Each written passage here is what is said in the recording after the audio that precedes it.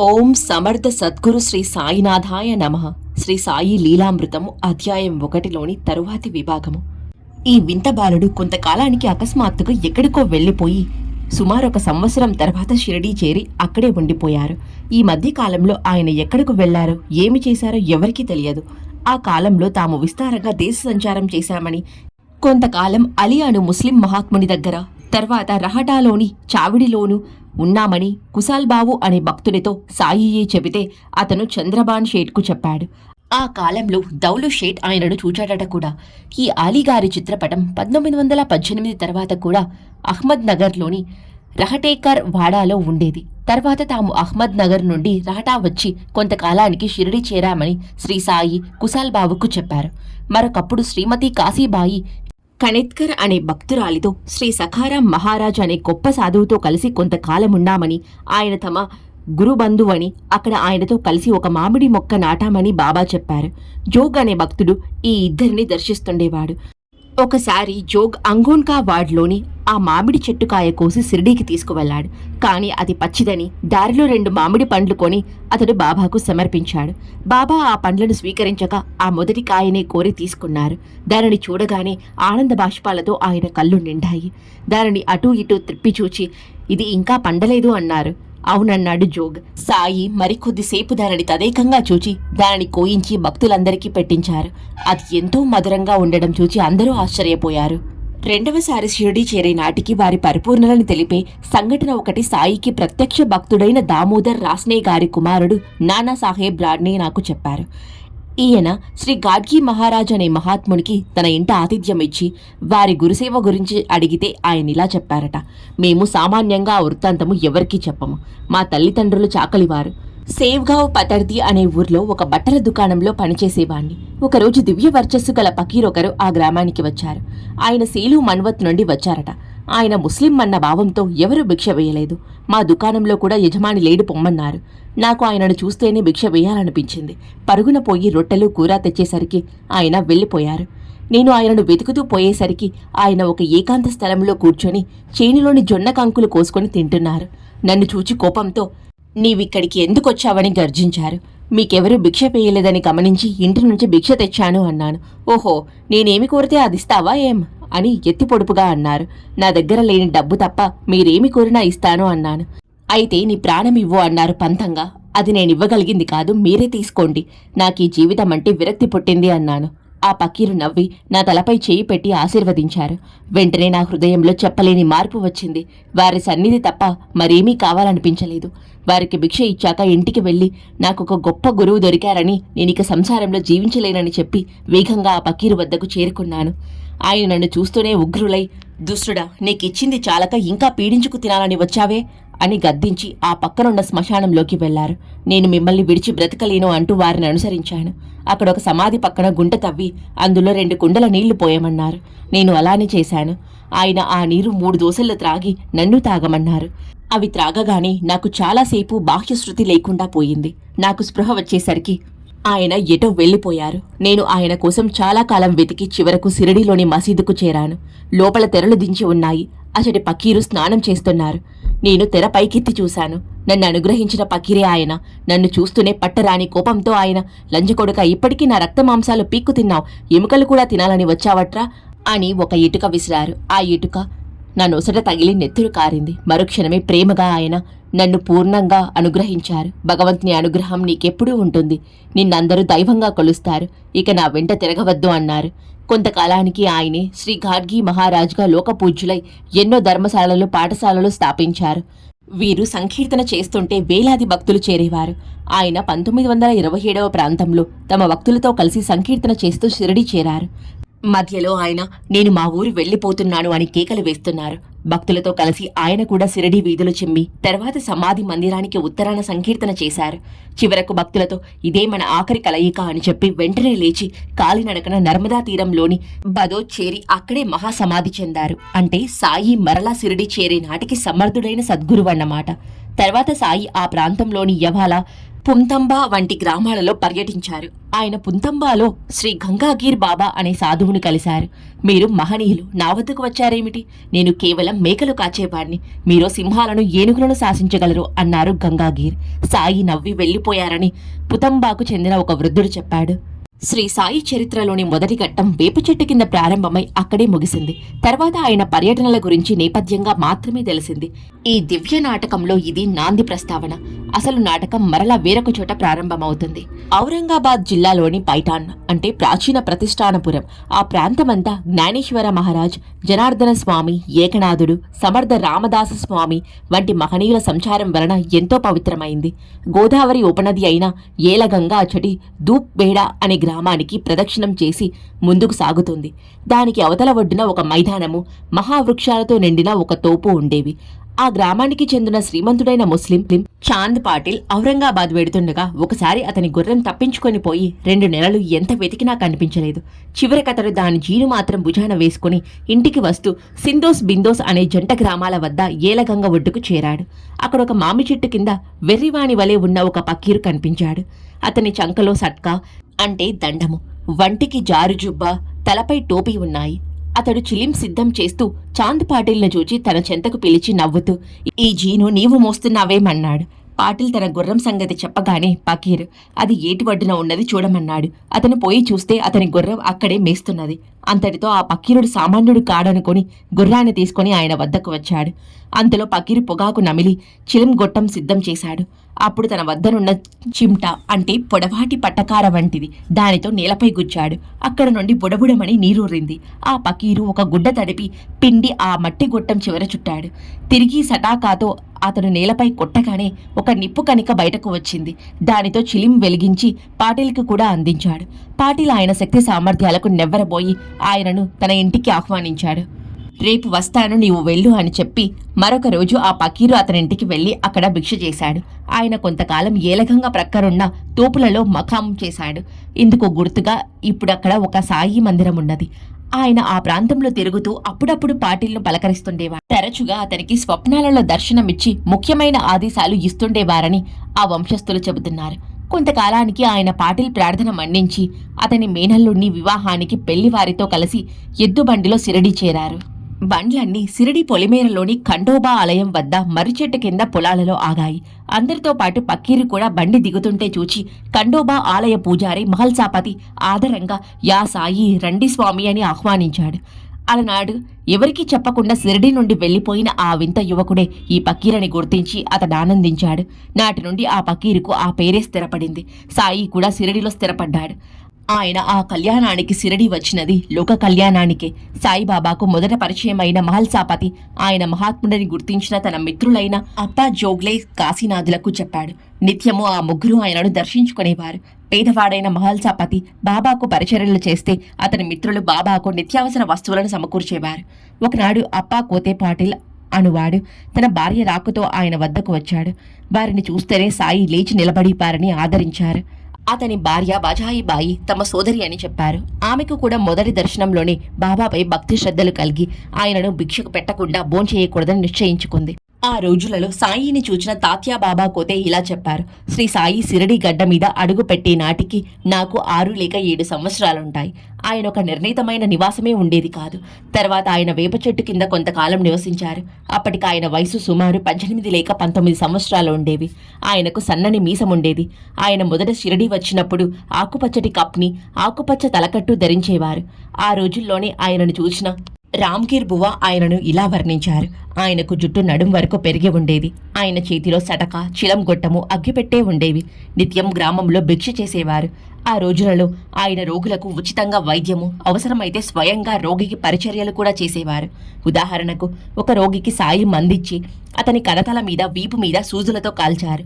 అంతటితో అతనికి ఆ వ్యాధి తగ్గిపోయింది. అలానే గణపతి హరికనాడేకు కుష్టు జ్వరము వచ్చాయి. అతనికి చికిత్సకని బాబాను వారింటికి తీసుకువచ్చారు. అమీన్ బాయి బాబా అతనిని పరిశీలించి అతనితో ఒక పామును పట్టుకోమని, కుష్ఠరోగిని పాము కరవదని చెప్పి అతను పట్టుకున్న పాము విషంతోనే మందు చేసి అతనికిచ్చారు. అతనికి అతనికి దాంపత్యం నిషేధించారు.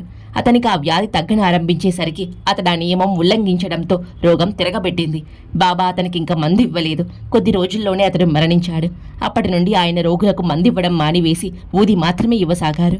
సాయి చరిత్రలోని ఈ మొదటి దశ గురించి ఆయనతో ఎంతో సన్నిహితంగా ఉన్న తాత్యా కోతే పాటిల్ అంటే బయాజాబాయి కుమారుడు ఇంకా ఇలా చెప్పాడు. శ్రీ సాయి షిరిడీ గడ్డ మీద అడుగు పెట్టేసరికి ఆయనకు ఒక నిర్ణీతమైన నివాస స్థలమే ఉండేది కాదు. కొద్ది నెలల తర్వాత ఆయన మసీదులో సుమారు 10 మాసాలు ఉన్నారు. తర్వాత వేప చెట్టు కింద, ఆ తర్వాత మరలా మసీదుకు వచ్చి సమాధి చెందే వరకు అక్కడే ఉండిపోయారు. నేను మారుతి ఆలయంలోని స్కూల్లో చదువుకుంటూ ఉండగా బాబా భిక్షకు మా ఇంటికి వచ్చేవారు. నేను మరికొందరు పిల్లలు మసీదు ముంగిట నిలిచి బాబాను వెక్కిరించి కవ్వించేవారము. ఆయనకు సన్నని మీసం ఉండేది. ఆయనెప్పుడూ మసీదులో ఒక స్తంభం పక్కనే మౌనంగా కూర్చొని ఉండేవారు. రఘు పాటిల్ రోజూ మసీదు గేటు వద్ద నిలిచి ఆయనపై రాళ్లు రువ్వేవాడు. ఒక్కొక్కప్పుడు బాబా మమ్మల్ని తిట్టేవారు. మేము పెద్దగా నవ్వి ఆయన సత్కా తీసుకోగానే పరిగెత్తేవాళ్లం. మసీదులో 2-3 సంవత్సరాలు నివసించాక ఆయన లిండి మరియు సిరా అను ఉపనదుల మధ్యనున్న చెట్ల తోపులో సుమారు 2 సంవత్సరాల 6 మాసాలు ఉన్నారు. అక్కడ భక్తులతో ఎవరో ఒకరు నిత్యము ఆయనకు భిక్ష ఇచ్చేవారు. నేను, రఘు పాటిల్ మరిద్దరు ముగ్గురితో కలిసి ఆయనను దర్శించేవాళ్లము. వామనరావు టెంగలే కూడా వారి దర్శనానికి వస్తుండేవారు. రెండవసారి సాయి షిరిడి వచ్చే నాటికి ఒక వింత సాధువుడు కూడా అతడికి చేరాడు. శంకర్ నారాయణ వైద్య అనువాడు నానావల్లి అనే మహాత్ముని సమాధిని సేవిస్తుండేవారు. ఒకనాడు ఆ మహనీయుడు స్వప్న దర్శనమిచ్చి షిరిడి వెళ్లమని ఆదేశించగా అతడికి చేరాడు. సాయి రాగానే వారిని చూస్తూనే గొప్ప మహాత్ముడిని గుర్తించి ఎంతో చనువుగా మామా వచ్చావా అన్నాడు.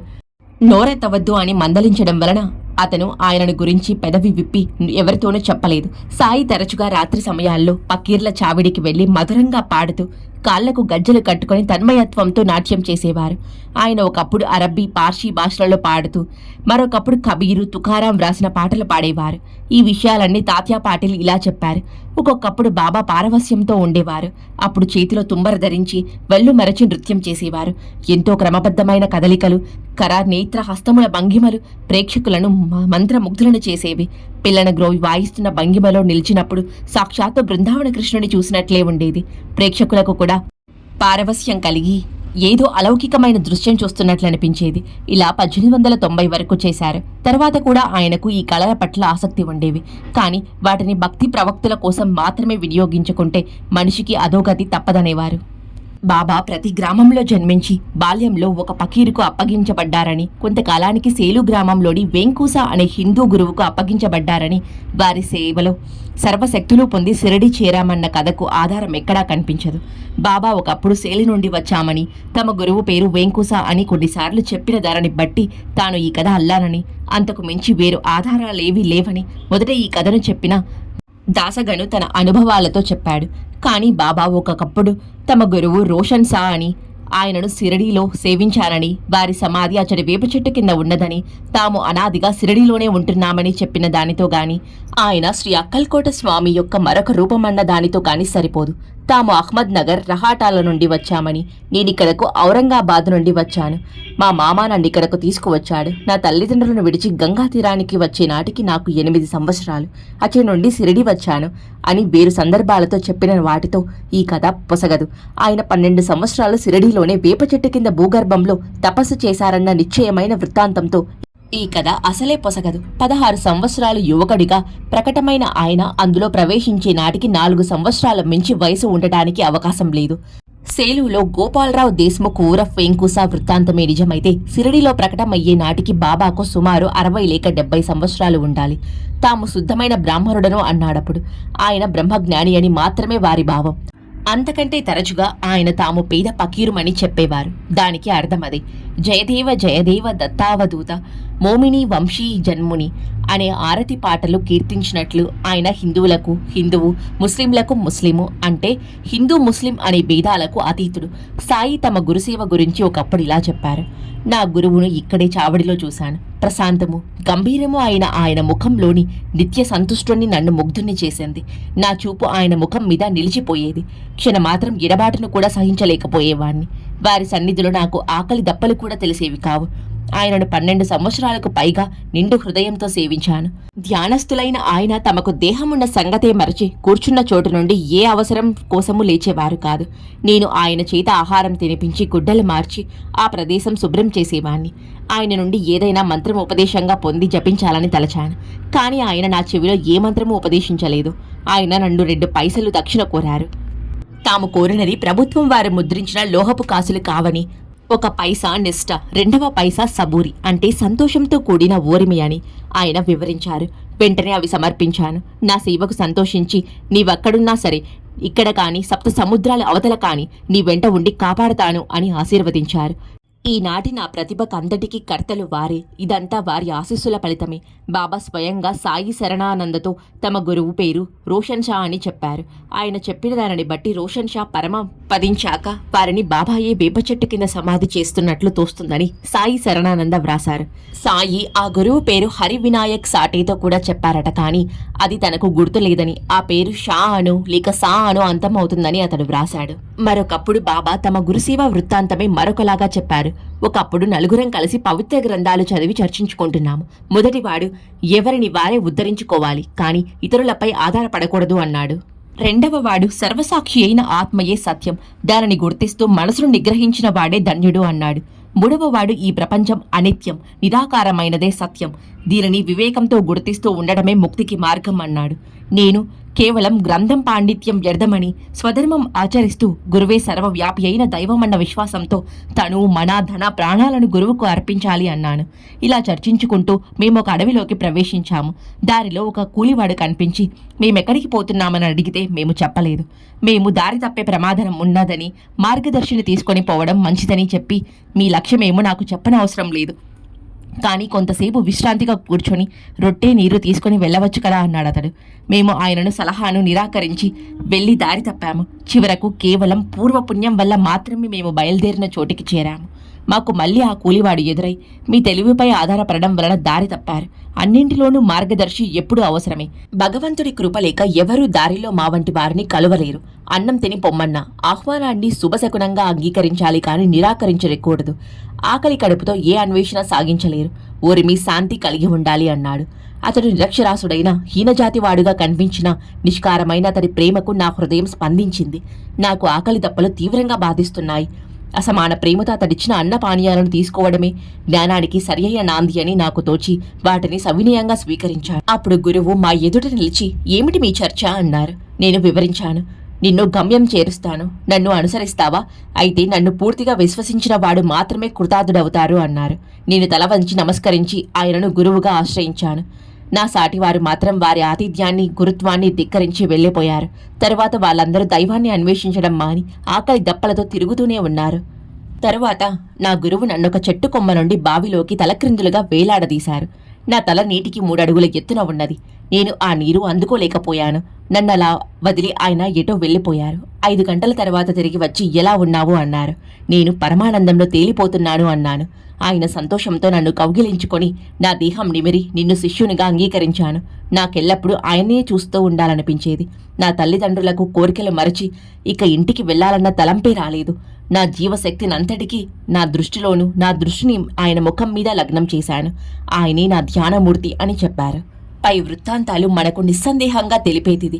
సాయి జన్మదహ పూర్ణులైన లోకానికి ఆదర్శంగా ఒక సద్గురువును సేవించారు.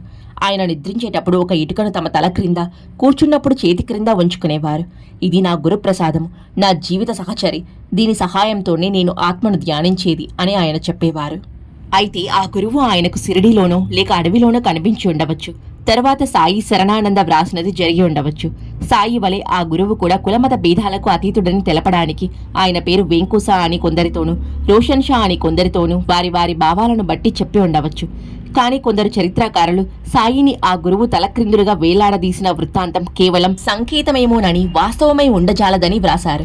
కారణం, తలక్రిందులుగా వేలాడదీస్తే ఎవరికైనా ఆనందం కలగదన్నారు. కానీ సాయికి సమకాలీకుడైన ముస్లిం మహనీయుడు తాజుద్దీన్ బాబా అటి అనుభవము ఒక భక్తునికి ప్రసాదించారు. వెనుక బాబా ఫరీద్ గంజ్ శక్కర్ 12వ శతాబ్దము. ఇటీవల శ్రీ అవధూత వెంకయ్య స్వామి వంటి మహనీయులెందరో ఇటువంటి సాధన చేశారని చరిత్రలు తెలుపుతున్నాయి. శ్రీ సాయిబాబా షిరిడీలో ప్రకటమయ్యాక కొంతకాలం జీత సంచారం చేసిన మరలా షిరిడీలోనే తమ ముఖ్య స్థానంగా ఎన్నుకున్నారు. ఆ విషయమై ఆయన అప్పుడప్పుడు భక్తులతో చెప్పిన విశేషాలు వేరువేరుగా ఉన్నా వాటి వలన ప్రతి శైలు వెంకుసా కథ మాత్రం నిరాధారమని తెలుస్తుంది. మరి 3 ఇతర గ్రామాలు తమ యజమాని మాలిక్ అంటే భగవంతుడు లేక గురువు ప్రసాదించారని ఆయన చెబుతుండేవారు. అనాదిగా ఆ గ్రామం తమ ఆప్తుల నివాసమని, తమ అత్తగారి ఇల్లని సారస్వాడ, అక్కడ పూర్వం తమ వారంతా నివసించేవారని ఆయన వేర్వేరు సందర్భాలలో చెప్పారు. ఒకప్పుడు తామొక్కరే అక్కడకు వచ్చామనేవారు. తమ భక్తులను తరింపచేయడానికి మరికొందరితో కలిసి వచ్చామని కొన్ని సందర్భాలలోనూ, తమ గురువును సేవించడానికి వచ్చామని మరొకసారి చెబుతుండేవారు. ఆయన తరచుగా చెప్పిన వృత్తాంతం ఇలా ఉన్నది. 2 శతాబ్దాల తర్వాత తాము మరలా అచ్చడికి వచ్చామని, అంతకు పూర్వం కూడా ఎన్నోసార్లు అక్కడ నివసించామని ఆయన అంటుండేవారు. వారి స్వస్థానం వేరెక్కడో ఉన్నదని, అక్కడ వారి వంశస్థులకు ఆస్తిపాస్తులున్నాయని చెబుతుండేవారు. అక్కడ వివిధ కళలు వృత్తులలోనూ కాక సిరి సంపదలతో పాటు భక్తి దయలలో కూడా సాటిలేని వారెందరో ఉండేవారని చెప్పేవారు. స్థానిక ప్రజలపై వారికి గల మక్కువ గురించి చెప్పేటప్పుడు నీమ్గావ్, రూహి, రహాటా, పింపల్గావ్, కోపర్గావ్, పుంతంబా, జఖ్నా వంటి గ్రామాల గురించి ఆయన తరచుగా ప్రస్తావిస్తుండేవారు. దీనిని బట్టి మనకు తెలియని మహనీయులెందరో అక్కడ నివసించారని, అందువలన ఆ ప్రాంతం ఎంతో పవిత్రమైనదని తెలుస్తుంది. ఒకప్పుడు ఆయన తమ పూర్వీకులు షిరిడీలో నివసించారని, అందుకే తాము కూడా మరలా అక్కడ నివసిస్తున్నామని చెప్పేవారు. అక్కడ సిరి సంపదలతో ఉజ్వలంగా వెలసిల్లిన ఒక నగరం ఉండేదని, దాని చుట్టూ మనోహరమైన తోపులు, పండ్ల చెట్లు ఉండేవని, అచ్చటి విశాలమైన వీధులకు ఇరువైపులా సాటిలేని సంపన్నులు, మహాభక్తులు అయిన మార్వాడి వ్యాపారులు నివసిస్తుండేవారని కూడా ఆయన చెప్పేవారు. అలా షిరిడీ వారి పెద్దల నివాసమైనందువల్లనే సాయి కూడా మరల షిరిడీలోనే నివసించారన్నమాట. ఇన్ని సందర్భాలలోనూ ఆయన ప్రతి గ్రామంలో పుట్టి సేలులో పెరిగి అక్కడ నుండి షిరిడీ చేరారని కించిత్తైనా ఆచూకీ లేదు. తాము సేలు నుండి వచ్చామని చెప్పిన మాట రెండవసారి షిరిడీ వచ్చే ముందు దూబ్బేడా, పుంతంబా వెళ్ళినట్లే సేలు కూడా వెళ్లి వచ్చామని మాత్రమే ఆయన భావమై ఉండాలి.